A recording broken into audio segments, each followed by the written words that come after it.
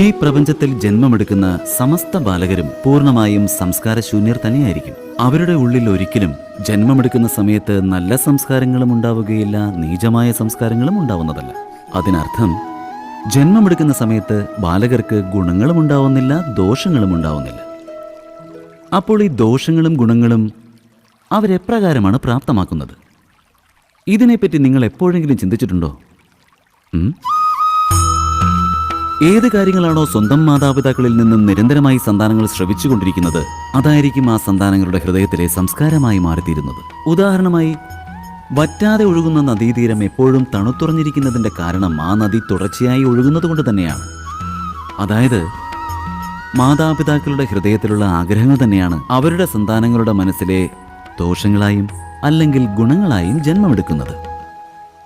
എന്താ ഇത് സത്യം തന്നെയല്ലേ?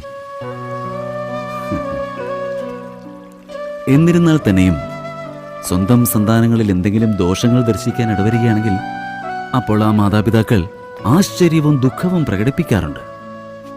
മാതാപിതാക്കളുടെ മനസ്സിൽ ഉയർന്നു വരുന്നൊരു ചോദ്യം ഇതാണ്: സ്വന്തം സന്താനങ്ങൾക്ക് ഇത്തരം സംസ്കാരം ഉണ്ടാകുവാനുള്ള കാരണമെന്താണ്? എന്നാൽ സത്യം ഇത് തന്നെയാണ്. മാതാപിതാക്കൾ തന്നെയാണ് സ്വന്തം സന്താനങ്ങളുടെ മനസ്സിൽ അവർ അറിയാതെ നീചമായ സംസ്കാരത്തിന്റെ ബീജം വിതയ്ക്കുന്നത്. ആ ബീജം തന്നെയാണ് സന്താനങ്ങളുടെ ഹൃദയത്തിൽ നീച സംസ്കാരത്തിന്റെ വൃക്ഷമായി തഴച്ചു വളരുന്നത്.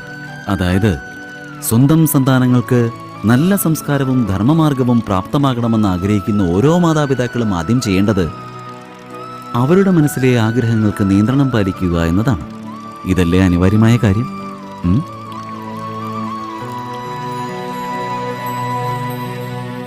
അപ്പോൾ എല്ലാ മാതാപിതാക്കളും ഇതേക്കുറിച്ച് നിശ്ചയമായും ചിന്തിക്കേണ്ടത് തന്നെയാണ്.